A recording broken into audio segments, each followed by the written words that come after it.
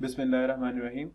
अस्सलाम वालेकुम students, welcome to today's class. तो बच्चों, हम लोगों ने पिछली क्लास के अंदर बायोकेमिस्ट्री का इंट्रोडक्शन पढ़ा। बायोकेमिस्ट्री के हवाले से जनरल कॉन्सेप्ट जो हैं वो हमने बिल्ड किए कि बायोकेमिस्ट्री होती क्या है और हमारे लिए क्यों ज़रूरी है कि हम बायोकेमिस्ट्री को पढ़ें। हाँ, आज हम लोग बच्चों बायोकेमिस्ट्री के अंदर मौजूद जो फर्स्ट टू ऑर्गेनिक कंपाउंड्स हैं हमारे पास, कार्बोहाइड्रेट्स और लिपिड्स, इनका मुताला करेंगे, इनकी स्टडी करेंगे कि आखिर कार्बोहाइड्रेट्स क्या होते हैं, लिपिड्स क्या होते हैं और इनका हमें क्या बेनिफिट होता है, क्या फायदा होता है कार्बोहाइड्रेट से और लिपिड से हमारी बॉडी को, या ये क्या क्या रोल प्ले करते हैं किसी भी ऑर्गेनिज्म की बॉडी में। तो आज बच्चों हम स्टार्ट करते हैं अपने इस लेक्चर को। बच्चों, सबसे पहले बात कर लेते हैं कार्बोहाइड्रेट की केमिकल डेफिनेशन के हवाले से। Carbohydrates are defined as polyhydroxy aldehydes और कीटोन्स। यहां पर आपके पास जो यहां तक अभी तक हमने बात की है कि carbohydrates are defined as polyhydroxy aldehydes और कीटोन्स।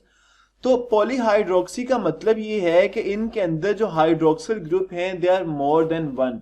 जो OH ग्रुप इनके अंदर बच्चों मौजूद होते हैं they are more than one OH group present inside them, that is why इनको हम पॉलीहाइड्रोक्सी का नाम देते हैं। दूसरी हमने बात की कि ये एल्डिहाइड होते हैं या कीटोन होते हैं।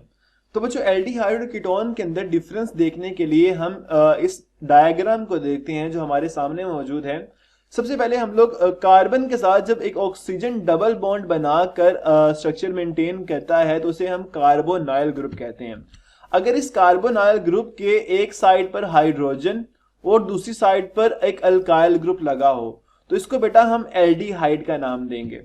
अगर इस कार्बोनाइल ग्रुप के एक साइड पर अल्काइल ग्रुप और दूसरी साइड पर भी अल्काइल ग्रुप मौजूद हो तो यहां पर बेटा इसको हम कीटोन का नाम देंगे। बाय द वे, जो अल्काइल ग्रुप है, अगर किसी बच्चे को इस चीज का अंदाजा नहीं है तो alkyl groups are basically the compounds जिनके अंदर कार्बन की काफी लंबी चेन मौजूद हो सकती है। यहाँ पर कुछ भी मौजूद हो सकता है। यहाँ पर ऐसा भी हो सकता है कि सिर्फ एक कार्बन का एटम मौजूद हो, या ऐसा भी हो सकता है कि कार्बन की लंबी सी चेन मौजूद हो। तो अल्काइल ग्रुप के हम उसको डिफाइन नहीं कर रहे कि यहाँ पर यही वाला स्पेसिफिक कंपाउंड मौजूद होगा। तो आपके पास अगर दोनों साइड पर अल्काइल ग्रुप मौजूद है तो कीटोन है कार्बोनाइल ग्रुप के अंदर। अगर कार्बोनाइल ग्रुप के एक साइड पर अल्काइल ग्रुप है, दूसरी साइड पर हाइड्रोजन का एटम है, तो ये एक एल्डिहाइड है। तो दोबारा से कार्बोहाइड्रेट्स की डेफिनेशन को पढ़ते हैं कि carbohydrates are defined as polyhydroxy aldehydes और कीटोन्स, या फिर complex substances which on hydrolysis yield polyhydroxy aldehyde और कीटोन। यानी कि या तो कार्बोहाइड्रेट खुद पॉलीहाइड्रोक्सी एल्डिहाइड और कीटोन होंगे, या फिर ऐसे कॉम्प्लिकेटेड, ऐसे पेचीदा कंपाउंड जिनकी अगर हम हाइड्रोलिसिस करें, जिनको अगर हम ब्रेक डाउन करें पानी की मौजूदगी में, तब उनके अंदर से पॉलीहाइड्रोक्सी एल्डिहाइड या पॉलीहाइड्रोक्सी कीटोन हमें यील्ड के तौर पर, प्रोडक्ट के तौर पर मिले। तो बच्चों, ये कार्बोहाइड्रेट्स की डेफिनेशन है। कार्बोहाइड्रेट की अकरेंस के हवाले से बात करते हैं कि नेचर में कार्बोहाइड्रेट्स कहां कहां पर मौजूद होते हैं।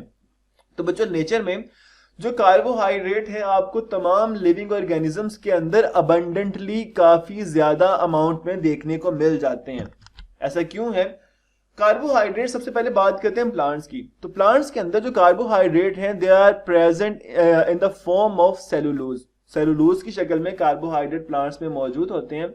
उसके अलावा जो कॉटन है, कॉटन कंप्लीट कार्बोहाइड्रेट है। जो पेपर है दैट इज कंप्लीट कार्बोहाइड्रेट। उसके अलावा बच्चों, जो सीरियल्स होते हैं जो कि नाश्ते वगैरह में खाते हैं लोग, उनके अंदर स्टार्च मौजूद होती है। Starch is also a form of carbohydrate. इसके अलावा बच्चों, जो रूट ट्यूबर्स हैं जैसे कि आलू, ये इनका जो मेन पोर्शन है वो कार्बोहाइड्रेट होते हैं, वो भी स्टार्च होती हैं। उसके अलावा केन शुगर के अंदर starch as a carbohydrate present होती है। मिल्क शुगर के अंदर कार्बोहाइड्रेट्स मौजूद होते हैं। तो ये अलग अलग ऑर्गेनिजम्स में अलग अलग टाइप के कार्बोहाइड्रेट मौजूद होते हैं, अलग अलग फंक्शंस परफॉर्म करते हैं। जैसे कि ये स्टार्च जो है ये एनर्जी को स्टोर करती है किसी भी ऑर्गेनिज्म के अंदर। सेलुलोज जो है वो किसी भी ऑर्गेनिज्म की बॉडी को मेंटेन करता है। तो कार्बोहाइड्रेट की अलग अलग जो फॉर्म्स हैं उनके अलग अलग फंक्शंस होंगे। अगर केमिकल कंपोजिशन की बात करें तो कार्बोहाइड्रेट को हम केमिकली हाइड्रेटेड कार्बन भी कहते हैं। बच्चों हाइड्रेटेड किसी भी कंपाउंड के साथ तब लगता है जब उसके साथ पानी का मॉलिक्यूल जुड़ा हो। तो यहां पर अगर कार्बन ऐसे हैं जो कि हाइड्रेटेड हैं, इसका मतलब ये है कि कार्बोहाइड्रेट में जो हाइड्रोजन और ऑक्सीजन की रेशो है it is same as in water. जैसे कि पानी के अंदर कार्बन और हाइड्रोजन की रेशो H2O होती है, कार्बोहाइड्रेट के अंदर भी पानी जैसी ही रेशो मौजूद होती है हाइड्रोजन और ऑक्सीजन की। Let me repeat this point. बच्चों जैसे कि वाटर के अंदर हाइड्रोजन और ऑक्सीजन की जो रेशो है वो H2O होती है, उसी तरह कार्बोहाइड्रेट्स के अंदर भी हाइड्रोजन और ऑक्सीजन की रेशो H2O वाली ही होती है। That is why these compounds are known as hydrated carbons.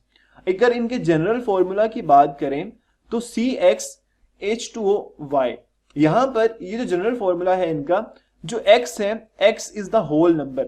ये डिफाइन करेगा कि कितने कार्बन के एटम्स मौजूद होंगे किसी एक कार्बोहाइड्रेट के मॉलिक्यूल के अंदर। ठीक है, ये नंबर 3 से लेकर कई हजार तक जा सकता है, यानी कि सबसे छोटा कार्बोहाइड्रेट जो होगा उसके अंदर 3 कार्बन के एटम्स होंगे, सबसे बड़ा जो कार्बोहाइड्रेट होते हैं उनके अंदर हजारों कार्बन के एटम्स जो है वो मौजूद होते हैं। Y की बात करते हैं, जो यहाँ पर Y मौजूद है बच्चों, Y में be the same number as X। जो स्मॉलर कार्बोहाइड्रेट होते हैं, जो छोटे कार्बोहाइड्रेट्स होते हैं, उनके अंदर Y का जो नंबर है वो X के नंबर के इक्वल होता है। लेकिन जैसे जैसे कार्बोहाइड्रेट बड़े होते जाते हैं Y का नंबर X के नंबर के इक्वल नहीं रहता बल्कि उससे कम हो जाता है। तो किसी किसी कार्बोहाइड्रेट में Y का नंबर X के इक्वल होता है और बाकी सब कार्बोहाइड्रेट्स के अंदर Y का नंबर X से डिफरेंट होता है, या मोर प्रिसाइजली X से छोटा होता है। ठीक है, तो ये बच्चों केमिकल कंपोजिशन है कार्बोहाइड्रेट की। फर्दर अपने नेक्स्ट स्लाइड की तरफ चलते हैं कि हमें कार्बोहाइड्रेट्स मिलते कहाँ से हैं। बच्चों जितने भी ग्रीन प्लांट्स हैं जो फोटोसिंथेसिस करते हैं ऑब्वियसली, उन प्लांट्स का जो प्राइमरी प्रोडक्ट है फोटोसिंथेसिस का वो कार्बोहाइड्रेट होते हैं। तो ग्रीन प्लांट्स के अंदर बच्चों आपको carbohydrate as a primary product देखने को मिलते हैं। ग्रीन प्लांट जब फोटोसिंथेसिस करते हैं तो उनकी फोटोसिंथेसिस से जो सबसे पहली चीज बनती है, ग्लूकोज जो बनती है, वो एक कार्बोहाइड्रेट ही होती है। Carbohydrate simply as a carbohydrate ही मौजूद नहीं होते किसी भी ऑर्गेनिज्म के अंदर। समटाइम्स कार्बोहाइड्रेट जो है वो कॉन्जुगेटेड मॉलिक्यूल्स की शक्ल में भी मौजूद होते हैं। अब कॉन्जुगेटेड मॉलिक्यूल क्या होता है बच्चों? कॉन्जुगेटेड मॉलिक्यूल ऐसा मॉलिक्यूल है जब दो अलग अलग टाइप्स के मॉलिक्यूल एक दूसरे के साथ जुड़कर एक नया कंपाउंड बना दें। क्या मतलब है इस बात का? देखो, अगर कार्बोहाइड्रेट और प्रोटीन आपस में जुड़ते हैं, कार्बोहाइड्रेट प्रोटीन आपस में जुड़ेंगे, carbohydrate is a different type of molecule, protein is another type of molecule, दोनों की प्रिंसिपल टाइप्स अलग अलग हैं। जब ये आपस में कंबाइन करेंगे तो इनके कंबाइन करने से एक मॉलिक्यूल बनेगा, उसे कॉन्जुगेटेड मॉलिक्यूल कहेंगे। और जब कार्बोहाइड्रेट और प्रोटीन एक कॉन्जुगेटेड मॉलिक्यूल बनाते हैं तो उसको हम ग्लाइकोप्रोटीन कहते हैं। अगर कार्बोहाइड्रेट और लिपिड्स आपस में मिलकर एक कॉन्जुगेटेड मॉलिक्यूल बनाएंगे तो उसे हम ग्लाइकोलिपिड का नाम देंगे। ठीक है, ये हमारी बॉडी के अंदर बच्चों स्ट्रक्चरल रोल भी प्ले करते हैं, हमारी बॉडी के अंदर फंक्शंस भी परफॉर्म करते हैं एंजाइम्स के अंदर। तो ये कॉन्जुगेटेड मॉलिक्यूल जो है ये हमारी बॉडी को बनाने के लिए बड़े ज्यादा जरूरी होते हैं। ठीक है, इसकी एक दफा रीडिंग भी कर लेते हैं। Carbohydrate in cell combine with proteins and lipids and the resultant compounds are called glycoproteins and glycolipids respectively.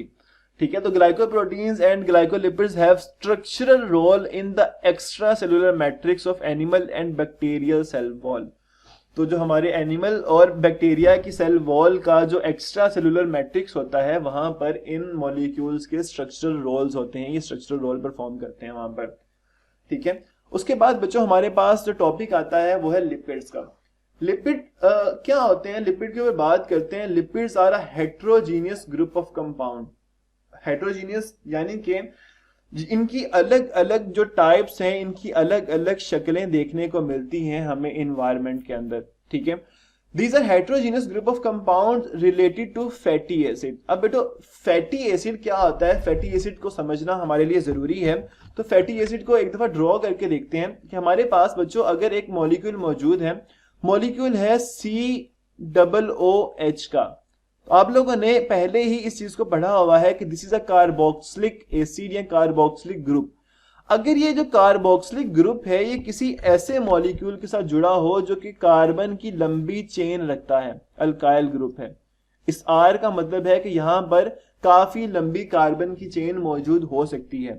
तो जब ये कार्बोक्सिलिक ग्रुप किसी अल्काइल ग्रुप के साथ इस तरह से जुड़े कि वो एक लंबी कार्बन की चेन बना सकता हो, तो इस मॉलिक्यूल को बच्चों हम फैटी एसिड का नाम देंगे।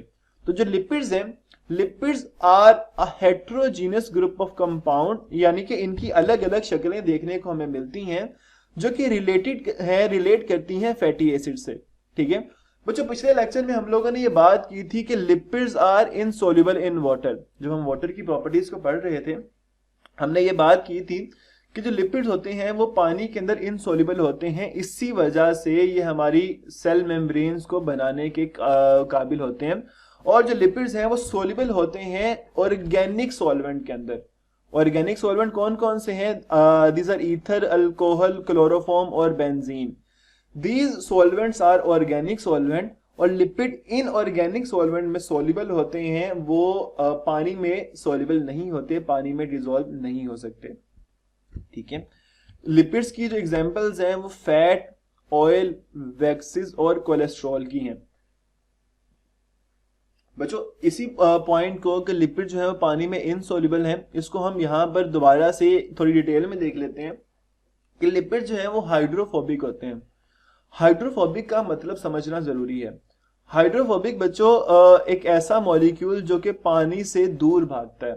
हाइड्रो का मतलब होता है पानी, फोबिक का वर्ड फोबिया से लिया गया है।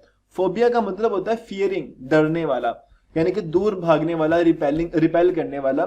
तो जो लिपिड्स होते हैं वो पानी के साथ इंटरेक्ट नहीं करते, पानी से दूर हटने की कोशिश करते हैं।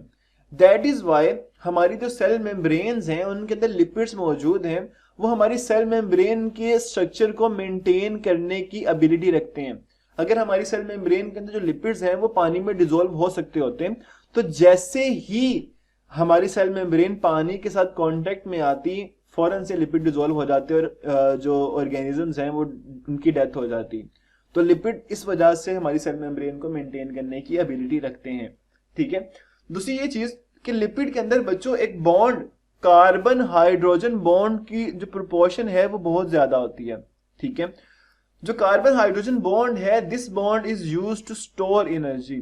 तो अगर लिपिड के अंदर कार्बन हाइड्रोजन बॉन्ड काफी बड़ी प्रोपोर्शन में मौजूद है तो लिपिड के अंदर एनर्जी भी काफी ज्यादा स्टोर होती है। ठीक है, लेकिन हम इसको as a main source of energy use नहीं कर सकते क्योंकि इसके जो बाय प्रोडक्ट्स होते हैं, कोलेस्ट्रॉल वगैरह, वो हमारे लिए नुकसानदेह होते हैं। तो बच्चों लिपिड्स हाई एनर्जी मॉलिक्यूल्स हैं, इनके अंदर एनर्जी बहुत ज्यादा स्टोर होती है। फर्दर मूव करते हैं तो लिपिड जो होंगे एटमॉस्फेरिक हीट और कोल्ड से हमारी बॉडी को प्रोटेक्शन प्रोवाइड करते हैं in the form of insulation. हमारी स्किन के बिल्कुल नीचे लिपिड की एक बारीक सी लेयर मौजूद होती है जो कि इन्वायरमेंटल हीट और इन्वायरमेंटल कोल्ड से, सर्दी से हमारी बॉडी को प्रोटेक्शन प्रोवाइड करती है। उसके अलावा इंसेक्ट के अंदर ये एक्सोस्केलेटन के तौर पे मौजूद होते हैं। ठीक है, वैक्स जो होती है वो इंसेक्ट की बॉडी की बाहर वाली साइड पर एज एन एक्सोस्केलेटन मौजूद होती है ताकि इंसेक्ट की बॉडी को प्रोटेक्ट कर सके, इंसेक्ट की बॉडी को एक तो वाटर प्रूफ बना सके, दूसरा इंसेक्ट की बॉडी के बाहर वो प्रोटेक्टिव लेयर होती है, प्रोटेक्ट करती है इंसेक्ट की बॉडी को। और प्लांट के different organs like leaves, fruits और सीड्स, इनके इर्द गिर्द भी लिपिड्स जो हैं वो एक कवरिंग बनाकर मौजूद होते हैं ताकि इन ऑर्गन्स को भी प्रोटेक्ट किया जा सके। अगर आप कभी गौर से देखें तो जो लीव्स होते हैं उनकी एक सरफेस शाइन करती है। वो जो शाइनिंग सरफेस है वो शाइन इस वजह से कर रही होती है क्योंकि उसके ऊपर वैक्स की एक लेयर मौजूद होती है। अगर आप फ्रूट्स को गौर से देखें, जैसे कि एप्पल की बाहर वाली साइड पर वैक्स की एक लेयर मौजूद होती है जिसकी वजह से एप्पल भी शाइन करते हैं।